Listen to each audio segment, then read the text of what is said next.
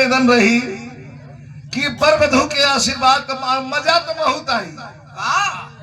सोचत है कि इनकी गाड़ी के जवाब भी हो जाओ। भैया फिर ले आओ छुआ।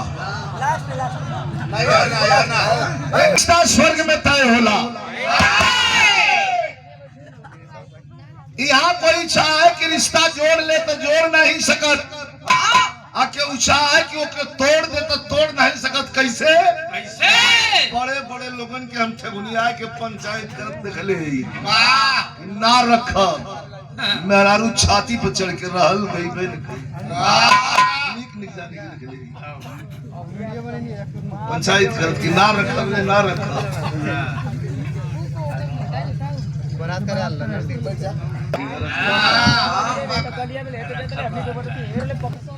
सनवा एहू लोग के निपटा देला का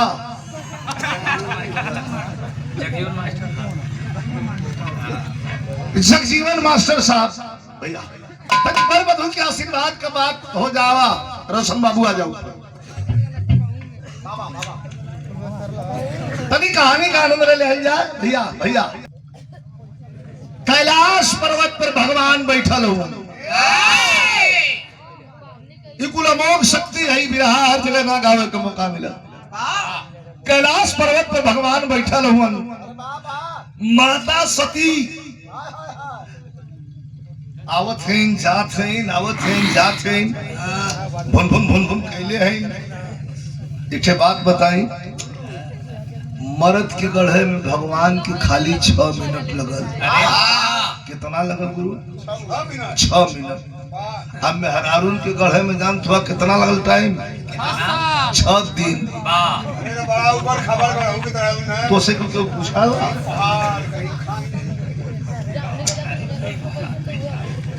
कमाल है यार। सब गुण डालल गए चरित्र क्रिया का चरित्र। अरे ब्रह्मा जी पैदा करके और ब्रह्मा जी पैदा करके खुद भ्रमित हो गई पगला गई। इतना सरस्वती इतना सुंदर मूर्ति बन प्रकट कैलन पैदा कैलन खुद इच्छा जागृत उनको हो गई। तो ये क्या है हल्का मत लीजिए। अरे यार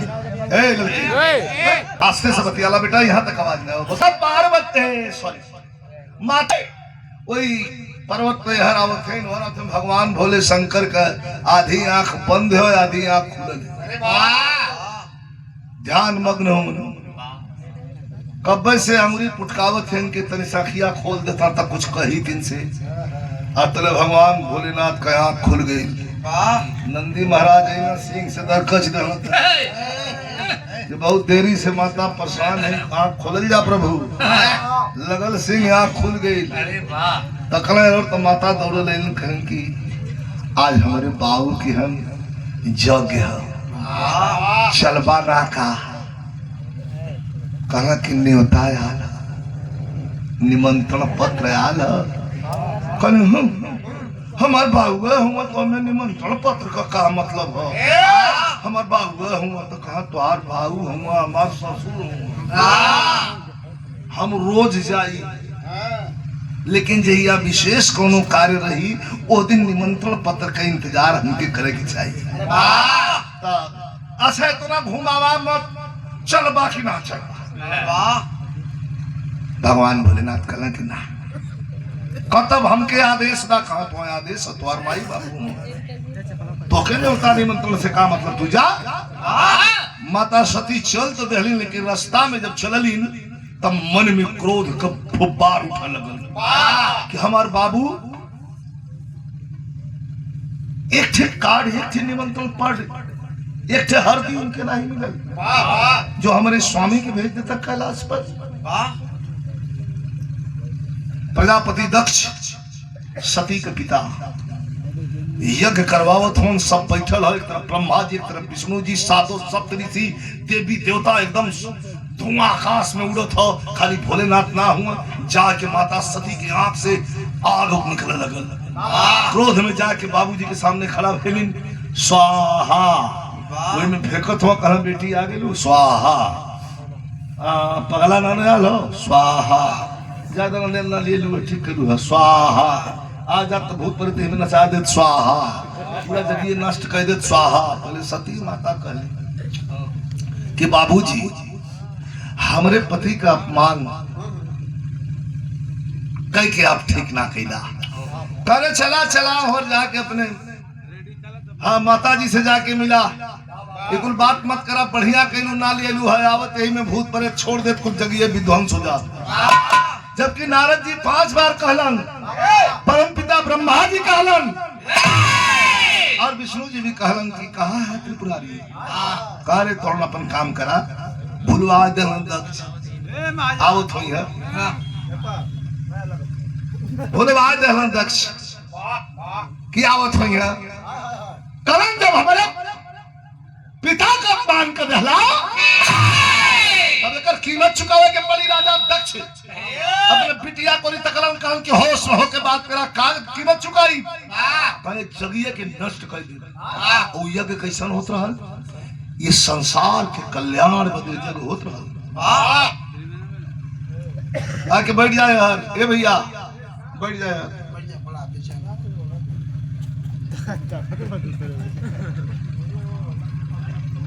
आप बैठ जाए आप के जो हथ आप खड़ा रहा बात ना बैठे दोस्त होता है ऐसा आप कुर्सी पर बैठ जाइए देखा आप बैठवा तो तुरंत हंसता हुआ आके बैठ जाइए ना रहा ठीक ठीक और कुर्सी है कहीं बैठ जा। तवर के वही हवन कुंड में जो नगिया में हवरवा पड़त रहल दौड़ के हवन कुंड में दौड़ के हवन कुंड में माता सती धां के समाधि ले रही कूद गई जरा लगनी मच्छर भगदल ब्रह्मा जी के हरो विष्णु जी के हरो सातों सप्तऋषि के हरो नारद के सीता टकरा गल के हरो। अरे हल्की बात है आज शक्ति जरूरत है यार। भगवान भोले शंकर का आंख खुल गई कैलाश पर्वत पर कला रे ये हिम्मत तीसरा नेत्र खोलन शिव पुराण बतावला कोई तीसरा नेत्र के अग्नि से दुई ठे जीव प्रकट भइलन एक ठे वीरभद्र एक ठे भद्रकाली और दोनों के आदेश धर्म की जा करके भीषण सन्नर संहार करो और प्रजापति दक्ष की गर्दन काट करके वहां फेंक देना कि फिर मिले ना। भद्रकाली या वीरभद्र इलन राजा दक्ष को मांस लेत रहा तबले हिलन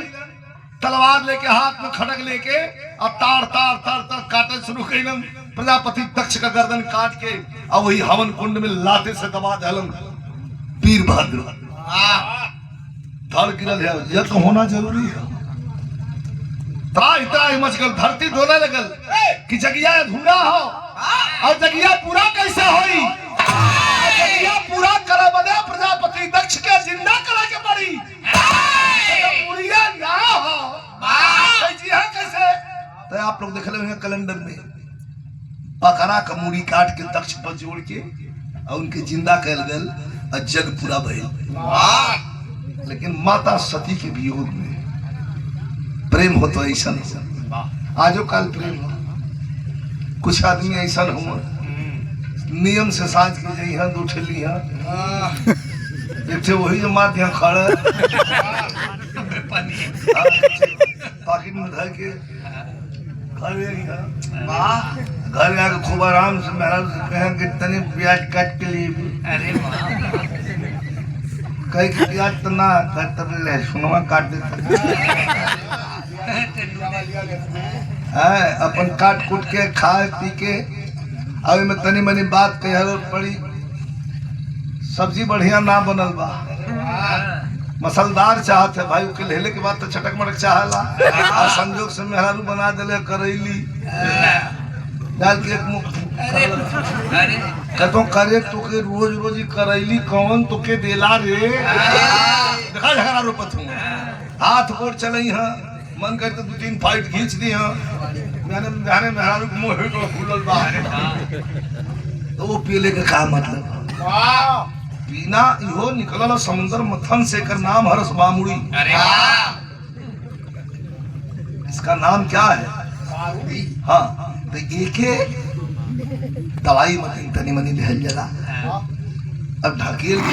पूरा ढकेल ले बाद तब खड़ा खड़ा वही ले जाई तिवारी जी रोज आपका जोहा लगलन भगवान बोले शंकर जोहा लगलन घोर तपस्या वही पर्वत पर करत हुआ लेकिन माता सती का जन्म कहाँ भयल हिमाचल प्रदेश में हिमाचल राजा के बिटिया बन के जन्म ली बचपने से भगवान भोले शंकर के पूजा करते जब 16 बसंत पार कैली तो बाबूजी लगना घर बर खोजे दौड़त दौड़त दौड़त दौड़त पनही खिया गई घर मिले तो बर ना या बर मिले तो घर ना नारद जी दिन मिलना कहलन कैसन हसल पियासल दौड़त हुआ कहां बेटी सयान हो गई भाई घर बर खोजे थे कहला मगुआई कह दी ब्याह करबा भागे के बाकी न होई नहीं भैया काहे भागब दिखावा नारद जी चल रहे लेके कहीं 3 पैसा ऊंच तो कहीं 15 पैसा खाल तो कहीं में पहाड़ हिमाचल राजा कहना रे मर्दवा ये दुल्हा के घरे जाए का डहर ऐसा नहीं तो दुल्हा कैसन होई कहा एकदम जुड़ाई जाई छाती चला तो त्रिलोकी नाथ हो तीनों लोक का मालिक हुआ लेके जब कैलाश पर्वत के प्रांगण में पहुंचला तब 95 वर्ष के भेष में भगवान भोले शंकर भभूत भूत पुतले लंगोटी उतना पहले रहना जितना में खाली देह तो पा जाए बैठा हूँ गले में सर्प का माला जितना पुरान अपने हुआ से ढेर पुरान नंदी महाराज एकदम कुल्हा लो कौआ खोदत हूँ अरे वही जब खड़ा हुआ आके प्रणाम कैले नारद जी कहा हिमाचल आजा कहना ये लड़कवा का आजा कहला नहीं लावा ही है माथा खराब हो मेरे पास कोनो डंडा ना आने तब का करी कहो मर्दवा हमार लड़की 16 बसंत पार कैले से आई लिया के दिखाओ तो 95 वर्ष का पुरनिया ये मकबदरिया ठेली के में ही जाई अरे रे तू चिंता ना हुआ खाली त्रिलोकी खाई त्रिलोकी ना ही अठलोकी हो हमके ना करेगी जाए के कान में धीरे से नारद जी कहना 1 मिनट तनी बतिया ले चला प्रभु पयाखिया मुल्ला ही भगवान भोलेनाथ पूछत हो कि नारद जी कला प्रभु बियावा करबा कथवा मर्दवा कहिए से जोहत है कलत अखिया खोला तने रूपवा अपन बदलबा के इधर के खड़मल के रूप के तो से बियाह कर खड़ा भइलन तीनों लोग का मालिक भोलेनाथ छुटकी बजरंग छट दे रूप बदल गल एकदम 18-20 साल का एकदम राजकुमार का रूप गले में सर्प का माला तनी जन लंगोटिया रहे ऊपर हो गई बाघंबर अरे वाह जटा एकदम लौकत बा चारों तरफ अरे वाह लंगोटिया बढ़ गई तुमने जटा का छोट कहलिए लंगोटिया तो कहबे नहीं अरे अब इनका जब खा अब लंगोटिया बोल हो गई बाघंबर हो गई यहर से बाघंबर हो गई जटा फारा लगा नीचे ले अब जवन बात तो वही चुटकी बदल खाना चुटकी बदल पानी चुटकी बदल मिठाई 56 प्रकार का भोजन मार ऋषि महर्षि बैठ के भोजन करे लगलन तिलकहरू वाल हूँ हिमाचल राजा देखला कहला रे भाई ऐसे नीक लड़का मिली उली ना नारद जी से कहला कि अरे महाराज लड़की के कोनो कष्ट है ना हुई तो ऐसा दुल्हा कि चुटकी बजाई कुछ चीजें आदि हो जाई हम ब्याह करब अगला दिन पत्रिका रखा गल जाए लगा तो नारद जी कहला कि तनी इज्जत का ख्याल रखिया टाइम से आया कहा एकदम घबरा मत तू जा और उनके जाता फिर वो 95 वर्ष वाला भेष हो गया वाह हालांकि उतना दूर तक इतना सुंदर बन के खड़ा रही लेकिन जब सैया दिन आयल तो यह गलती विराह में भइल भवा तू 95 वर्ष वाला भेसवा रह गला भूला गइल कि कौन रूप देखौले रहली भोलेनाथ भुला गए कि कैसा रूप देखौले रहली तिलकहरुन के काजे नहीं बदले में सारा दूसरा रूप न हो जाए वही नारद में आए लगे यही थे लेकिन जब चला तीनों लोग का मालिक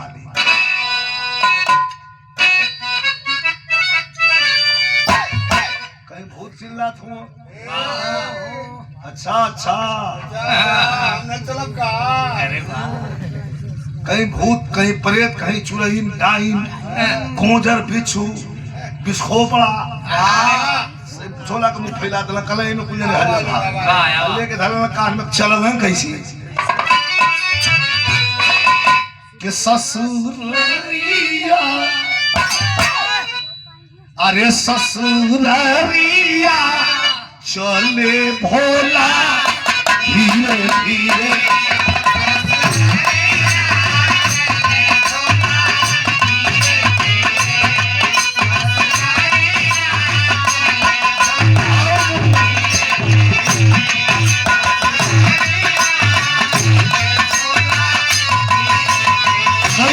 कैसे अरे ससुरलिया ससुरलिया चले भोला धीरे धीरे की बन के दूल्हा अरे बन के दूल्हा चले भोला धीरे धीरे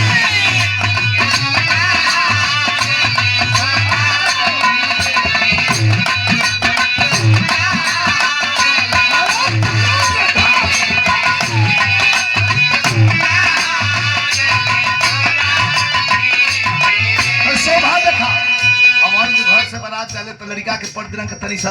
आजकल तो मेकअप भैया लड़की का मेकअप खाली ना होता है प्रीति दुल्हो का मेकअप होता हेलो हेलो तकावा हो कान में कुछ लगा लगा कुछ लगा लगा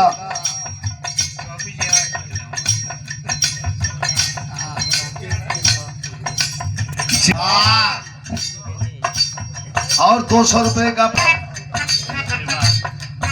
कहाई देखा कल गोचर बिच्छू हमारे के घर से बारात डाले तो कितना सजावल जलातनी लड़का के पान खिया जलातनी आजकल तो लिपस्टिक लग जाता पूरा जौन बा मेकअप होता लेकिन भगवान भोले शंकर का श्रृंगार का कल गोचर बिच्छू नाग कल गोचर बिच्छू नाग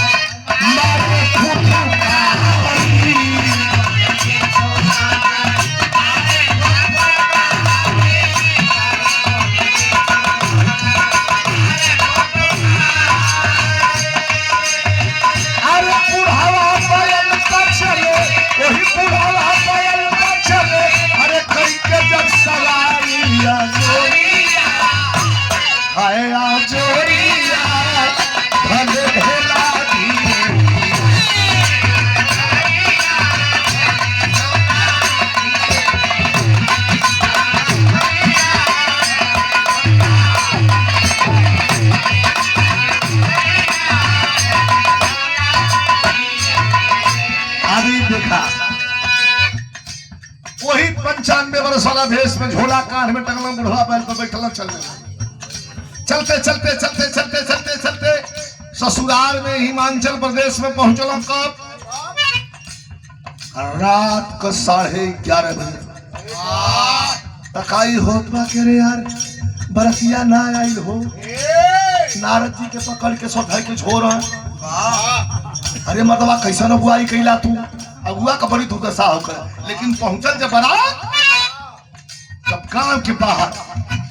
1 किलोमीटर की दूरी पर गौआ के पहले आयराम गौआ के पहले देखा गौआ के अरे गौआ के पहले जब आई बारातिया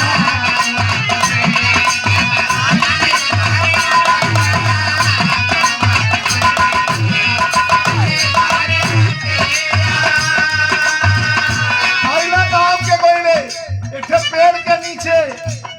राजा चढ़ा के पियल हो पेड़ा वाले के नीचे बैठे 12:30 बजल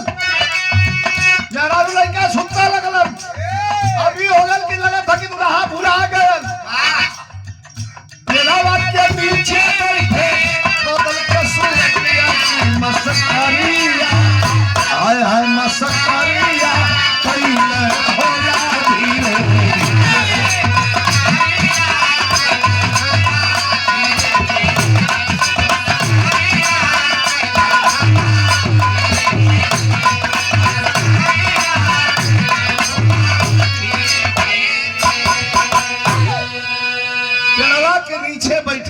के सूरतिया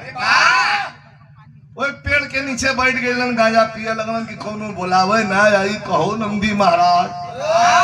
नंदी महाराज हाँ कौनो हमन का फर्ज का बनला केहू बोलावे आई तो बने चल जाई नंदी महाराज मुड़ी हिलावे ठीक कहत हुआ सखी सलेहर कुल।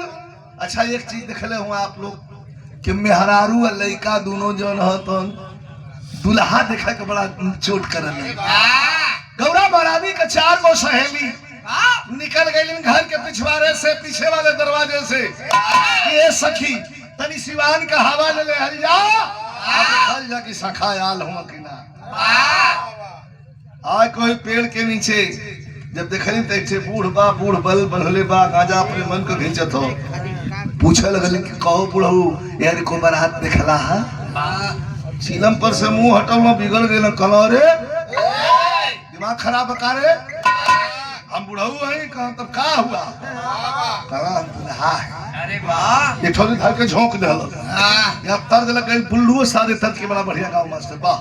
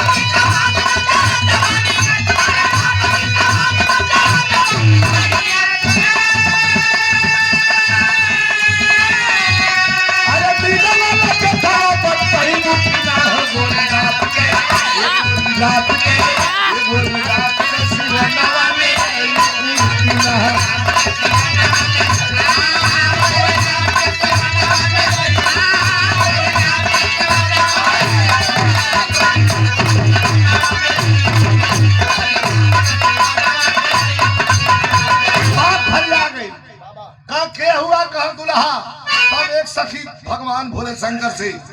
बूढ़ के रूप में हुआ कहत बा का कि पूछो सब सखी भी होती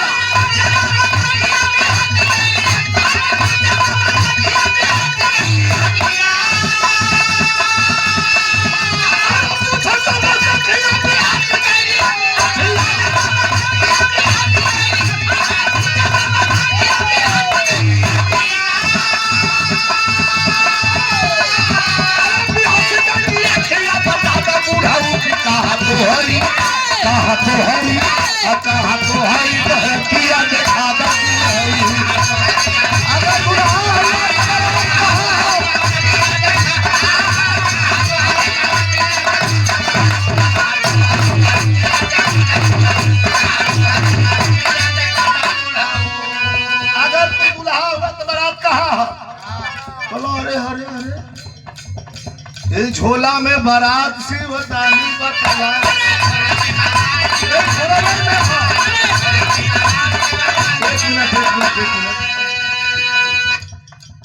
छोरवई में हा कहा सब बजनी हा कहार नाऊ कहना कुल सिस्टम यही में थोड़ी कहे पागल है का अकेल मरद के मेहरुओ पाजल में बना दबे रही थोड़ी धके झोंक दे झोला में कैसे दिखावा तो कहना दिखा दे तो फिर चुपचाप मान जा लोग जा दिखावा कहना मनबू लगल झोरा के मुंह खोल के फैला दे तौले पारी पारा पारा पारी पारा पारी झोला में से भूतावा खूटा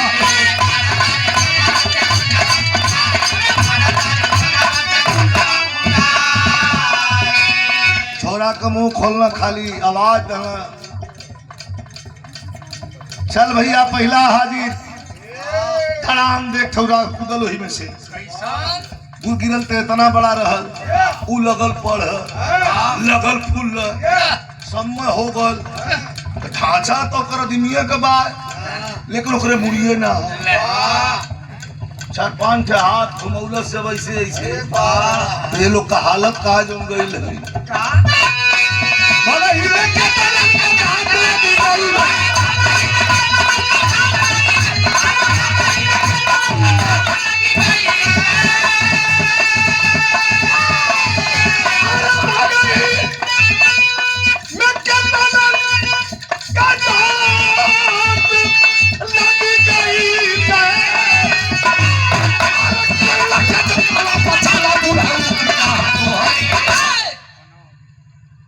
कौनो आधी डहरी गिर के बेहोश, कौनो का घरे में बेना चलत बा, भूत भूत कह के फिर उठा जा। नारद जी जाके मुकायल रहन जहाँ चारा बलात रहल कोयर काजल रहूंगा कि अब मरिहन सुनिश्चित। चिल्लाए लगला कहना बुआ कहाँ है, बुआ कहाँ, मैना मतारी कहाँ कि नरदा खोजा कहाँ। थोड़ा गल चारा और निकाले वजह देखला चिल्लाल कह कि तो हे दे दुकान दालिना दू ठोरा पखुरी आके धर के उनका जौन चुन्नी है जैसे इंजन चालू कर जला 2-3 बार घुमा दे हम को कल करे नरदा बोले लाज ना लगन हाई फूल मती लईकी ई का लेके आल हरी। नारद जी कहा कि ऐसा है कि जो है किसो ज्यादा आप लोग तेज मत करिए, वो भगवान है, भगवान त्रिलोकीनाथ हुआ, त्रिलोकीनाथ में का थोड़ा हाथों छोड़ दे पीछे से मार के चल गए आगे कल भैया देखा के गड़बड़ भी कर। नारद जी का बड़ी दुर्दशा मनावा लगना कि प्रभु अब का चाहत हुआ एकदम बेइज्जत हो जा, पिटा जा तो भाई बा कहला चला तब ऐसा तो विचार आवा लोगों गाँव के आदमी से जरूरी भैल के भैया चला बारात का अगवानी कल जा। आदमी अपन अपन केवाड़ी बंद कर लेना हमन जी अब तो बड़ा गांव के बारात का अगवानी करब भूता हुआ आल हो हमन के जरूरत ना हो। बड़ा बड़ा कुल धूम तजबा में हरारू कुल गावत बाणी यार गाड़ी गीत तो बड़ा बढ़िया गौलिन प्रतिपाल, लेकिन एक चीज बता दे सुहाग का गीत का है तुअर पूजा पर अब तक डीजे बजत हो, अब तक डीजे बजत हो। बाबू सत्य नमस्कार प्रणाम बाबू पहलवा खाली गीतिया गवाए बजवा बजत आदमी जान जा। मेहरारू जब गीत का नहीं गावे लगा तो इस समय लमो से सुन के आदमी जान जा के लगा था कि तुअर पूजा लगा मेहरारू शुरू कर के करी बासिया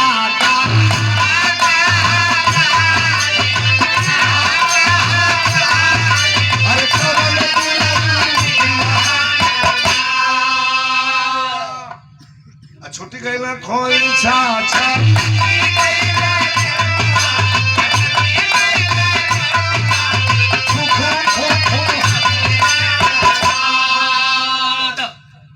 केतनो गरिया दिया मेहरारू आदमी के बुरा ना लगी ऐसे क्यों गाड़ी दे दे। अब नौनिया पर लपट जाइए छिनरी छिनरी का याद डोले छिनरी का पाछ डोले छिनरी का हो डोले रे। अच्छा उतर का यह को लेकिन की सिखाओ था जरूरी है।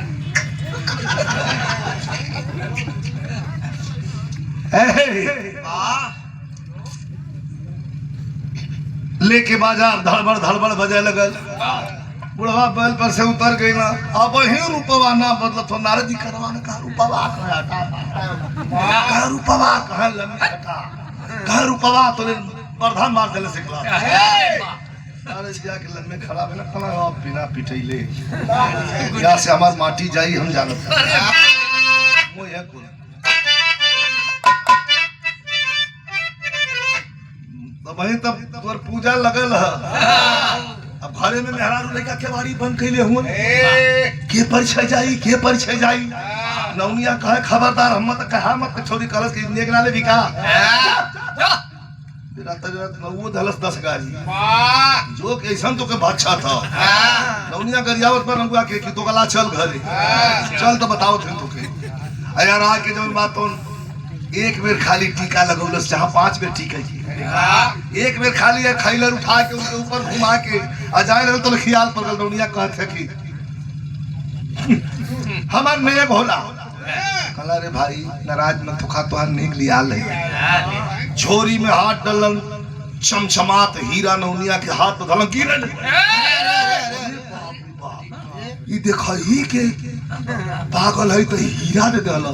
अब देखा पौनी पर दुनिया लालच समाई गई इनाम क्यों देता चाहे क्यों कुछ देला तो अपने नाम बदे देला ना आई का कहला सोचलस कि कुल देखे में के धूमिल कर दिया इकट्ठा राशि कर ले चलो तो नौआ की दिखाई अब नौनिया का करस की उठा के अलमारी धरा देला ये मेहरारून का स्पेशल अलमारी है पॉकेट मार सारन का बुद्धि खत्म अगर यहाँ कुछ रख दे अगर भुला के सार लोग हाथ में लगा दे तो पॉकेट मार जान के ना पिटाई दूसरा समझ के पिटाई अब तो नौनिया जौन बा धल ल तो तोले पूछला से ठौरी कारे कुछ मिलल है का हां खुदा खुदा पागल बा तोले का होती ओकरे पास कुछ हो भोलेनाथ कला है कर देखा हम अपने नाम बदे देली आई हमारी जतिया खराब कर देल और तौले नौनिया अपन आगे बढ़ती बा अत्र भगवान भोले शंकर का कृपा वजह से भइल हुई हीरा हो गयल हीरा लगल रेंगा एकदम की ये भैया एक निकल के यही में से यही में फट कर ले अरे आधा पूछरा गई लोग चुका मत इतने फट कर ले बाप की केनौनिया चिल्लात बा मैना मतारी कली आयो पवनी पर दुनिया कई हाल कइले बाप तई बेटी का कौन हाल करी ब्याह ना हुई नारद जी कहना जी माता जी हाजी कहना कि तमाशा तमाशा द्वार पूजा पर भयल तमाशा द्वार पूजा पर भयल शिष्कन शिष्कन लगी भावना मैना की अभिलाषा तमाशा द्वार पूजा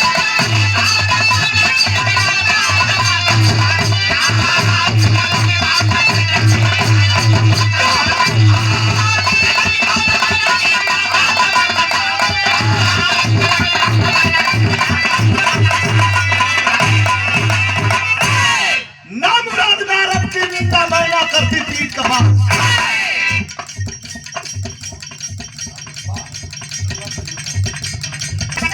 ना मुराद नारद की निंदा मैना करती पीठ का बात नहीं करूंगी शादी शिव से भले उम्र रह जाए कुआर नागमत तनी का विचार की आई अगुए भरुआ पाए गवार अंदर खरभाव से आयल दुल्हा पड़ी है डूबल आज हमारा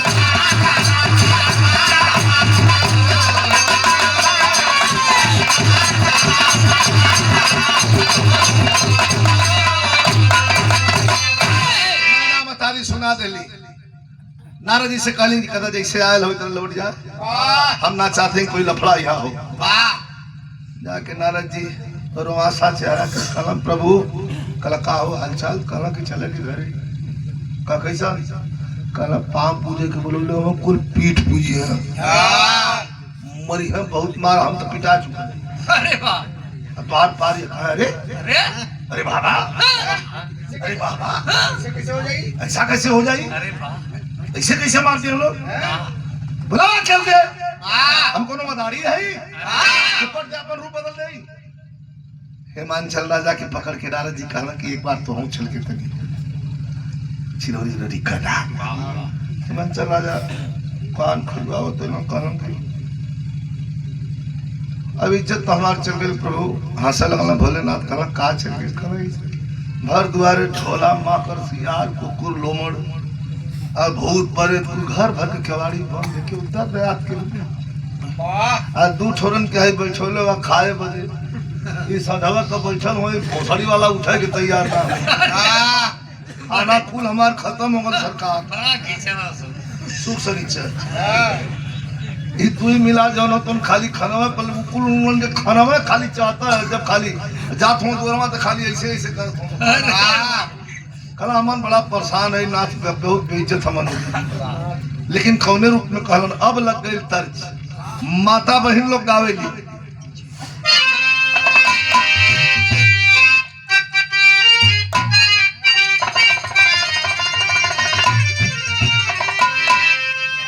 सही गौली है तनी तनी में लाइन हमारे बनारस चंदौली का स्पेशल हो कहा कि खतयाई गयो अरे खतयाई गयो सहो बनारस खता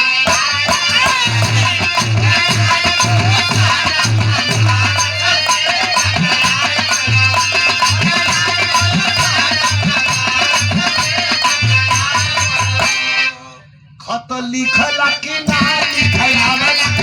तो हिंदी चला कि ना जता जोड़ला कि ना जोड़ला हाउ बोला कि ना अरे कोपल किसके बारे कराओगे? अरे महाराज वे अब तो ले आज यहाँ बगलिया में जो पुरन की चाची माई फुआ है मुंह में दो चार दांत बचल हो दांत के आटा पहन के ना गावे आवत है इनके पे छिलले ठेले तो पुरन की दादी गई है कुछ आज मारेगा कुछ काल मारेगा कुछ दिया देवारी के बाद मारेगा पढ़ल की लिखल की बगलिया में का रे का गाँव का इज्जत ले लो लोग मारेगा ना मारूंगी का बहनी समझाई तब ना दिखा ना बेटे है मारूंगी कहिए रे अतरे गावत कभी का गावत है सो कुछ है आज मारेंगे कुछ डांट के हटा दिया कुल पढ़ल लिखल लड़की ऐसा की अब बांध के कमर में हाँ कमर में ओढ़नी बांध के लपक के और खड़ा होके गई है कहा गई है मास्टर वो मोती झलक अरे मोती झलक लाली मालिया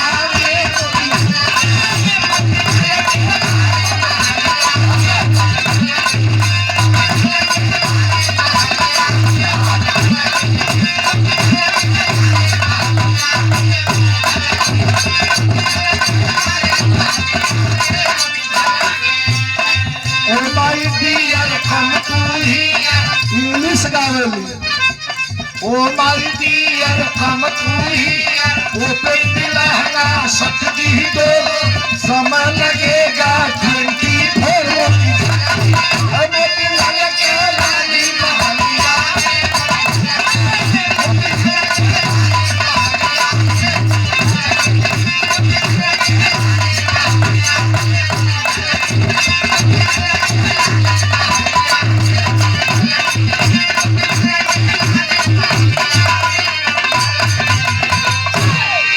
और ये शानदार हजारों रुपयों का पुरस्कार प्रधान पद के शानदार आप लोगों से निवेदन है कि भाई हम इनका सपोर्ट आप लोग जरूर करिए हम के फोड़ दा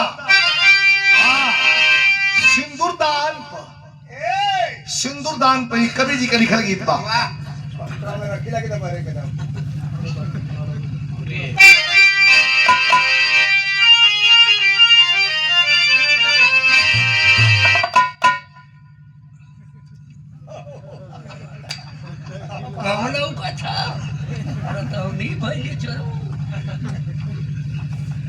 कहता सिंदूर दान पर कौन गीत होले कि अरे माई कितना शालीनता कि माई खवलीना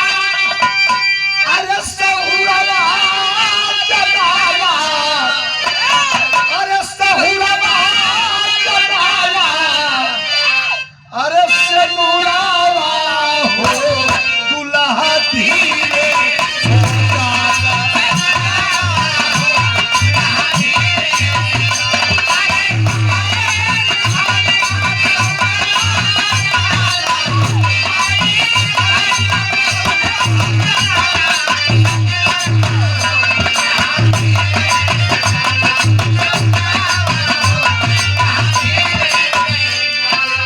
अरे जन्म जन्म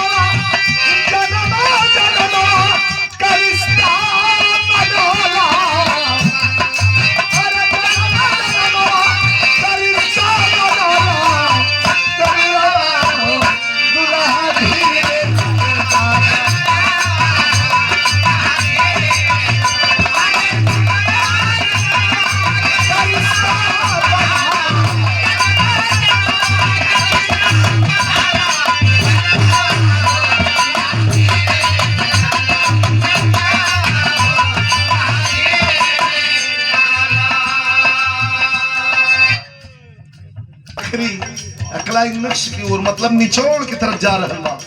कैसे रोवा लगल हिमांचल राजा आ देखा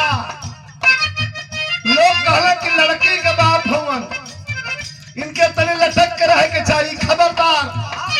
कैसे लटक के रही? यही सृजन की जननी है, यही है तो हमारा आपका वजूद है, ये नहीं है तो सब शून्य के बराबर है।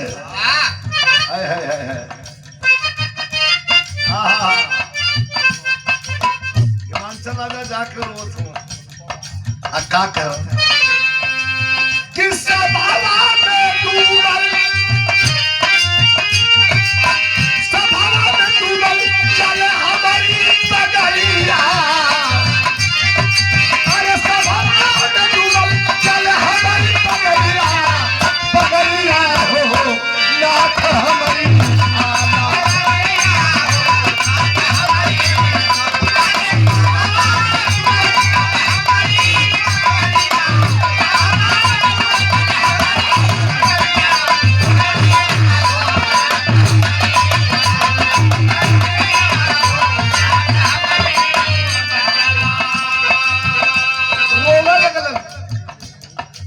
भैया तेरी से 2 मिनट विशेष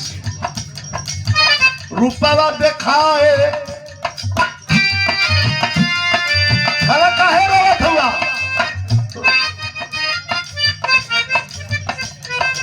और रूपवा देखावलो शिव जी उगली अजरिया,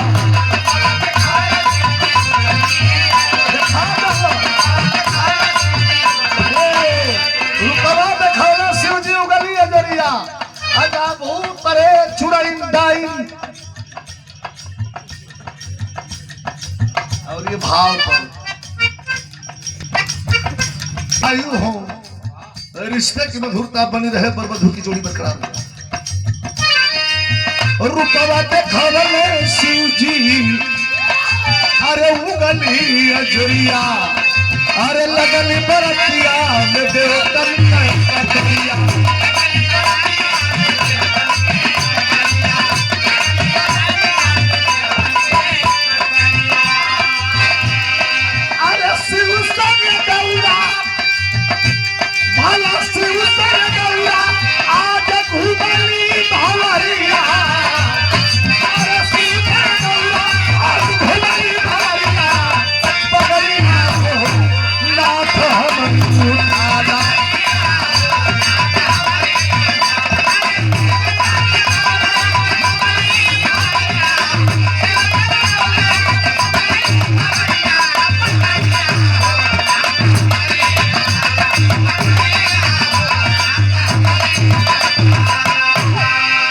बढ़िया देखोलन तोले, एक तरफ से ब्रह्मा, एक तरफ से विष्णु, एक तरफ से अग्निदेव, एक तरफ से वरुण देव, एक तरफ से सप्तऋषि देवतन का एकदम लाइन लग गई। केकर नाम बताएं सब आगल, इतना बहुत तरह कुल गायब भवर घूम गई।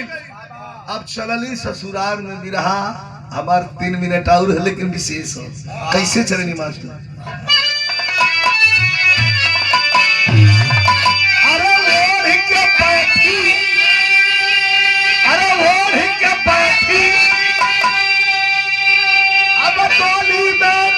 चदरिया की जाओ महारानी आयली अपने तन के पथरिया की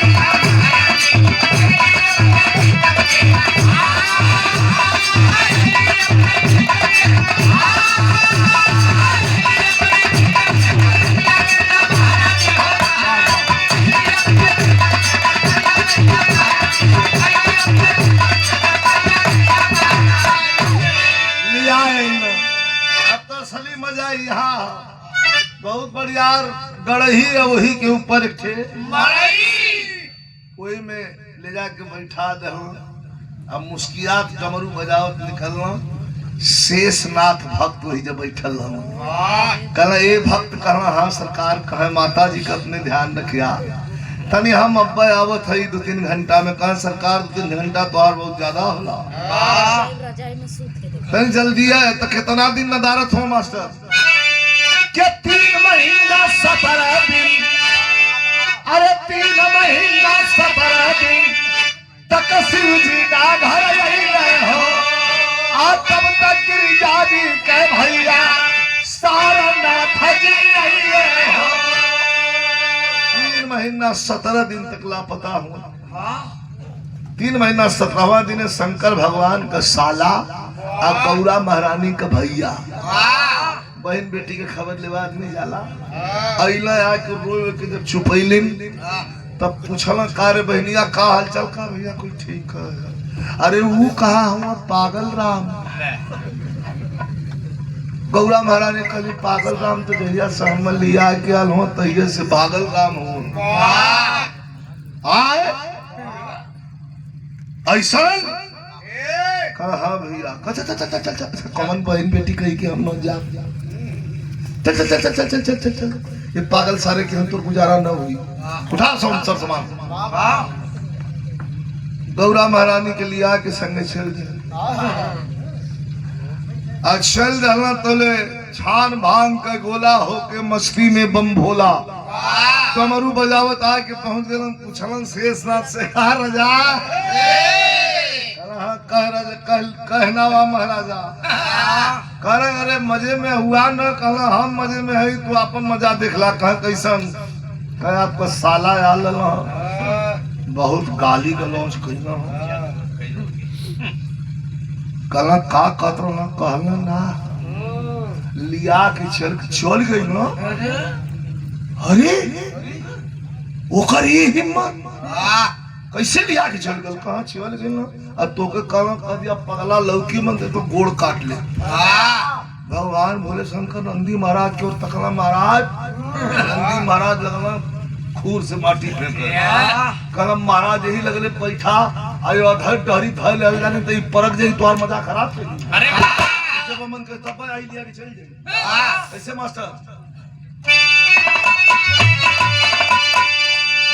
आलाबू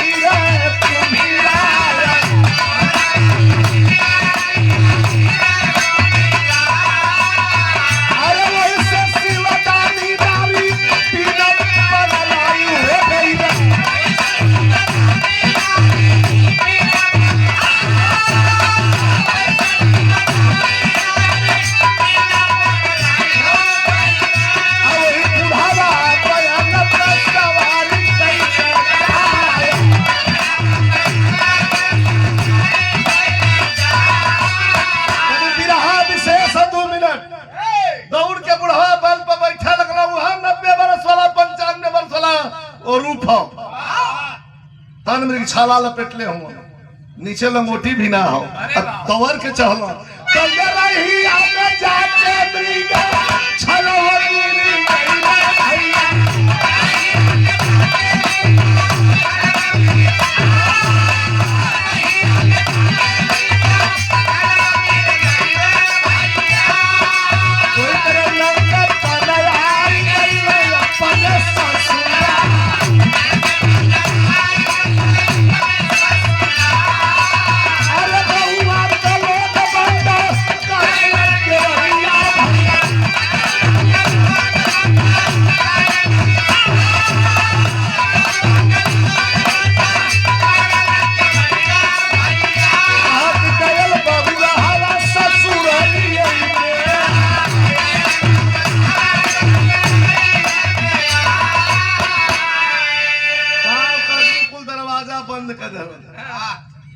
भगवान भोले शंकर पहुंचलन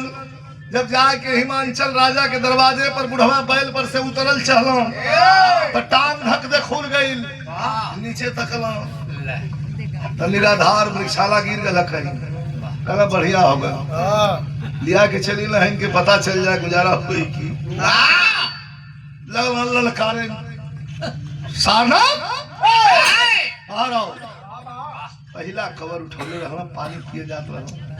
सारनाथ कला देख रहे बहनिया कोनो पागल चिल्ला था भिक्षा उक्षा दे दे गौरा महारानी गईले दरवाजा ना खोल खिड़कियां खोल के तकलीफ बन अरे भैया हम पानी पिए थे ना तो तू ही देख अरे वाह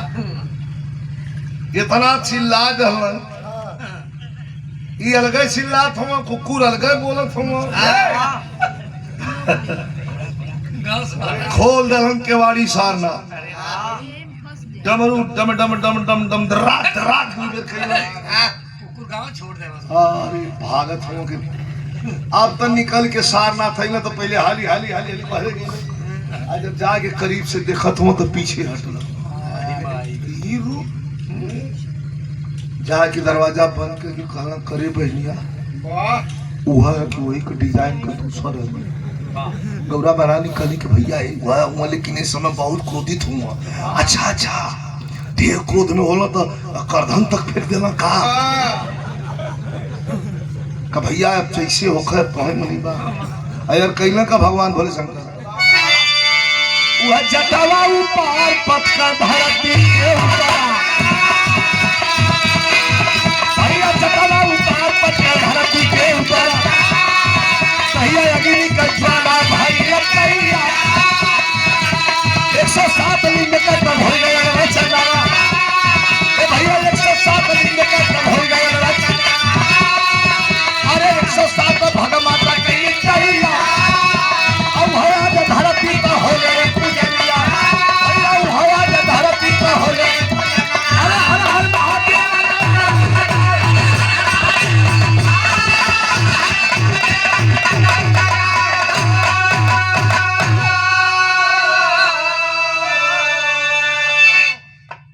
एक कांड कैलन जटा उपार के धरती पर पटकलन धरती के गोद से अग्नि के ज्वाला प्रकट भइल और इस अग्नि के ज्वाला में से 107 लिंग की उत्पत्ति हो गई चिल्लाए लगलन सारनाथ ये बड़का थामा कलावा जवाब दो जवाब चाहिए इसका रोवे लगलन सारनाथ कहलन बहन जिंदगी में कब हम बहन और करे ना चाह ऐसा बनोई हम ना जानत रही है माता 107 भाग का तैयारी हुई अपने माया से कैली जौन ज्योतिर्लिंग ये धरती पर प्रसार भय एक ठे उले के रावण जात रहल जौन बाबा बैजनाथ धाम में स्थापित हो गल एक ठे बाबा विश्वनाथ धाम में एक ठे केदारनाथ बद्रीनाथ धाम तमाम जगह असम में शिव धाम तारकेश्वर धाम बाटकेश्वर धाम पूरे धरती पर मात्र भारत में ना पूरे धरती पर लिंगन का प्रसार भइल जहाँ पूजा हो जा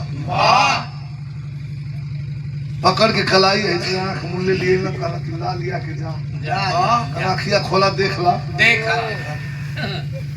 हाँ इतना थोड़ा लिया के जाएगी खोला खोला ताका तब देख थमा के हाथ जुलम घूम गई लेकिन लेके चलन अंतिम भाव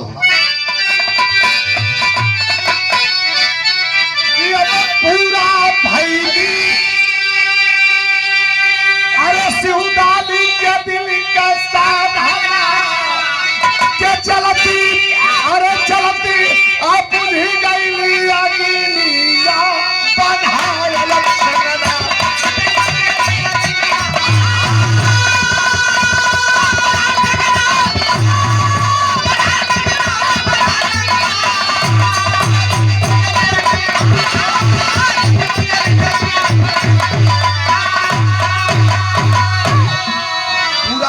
शिवदानी के दिल के साधना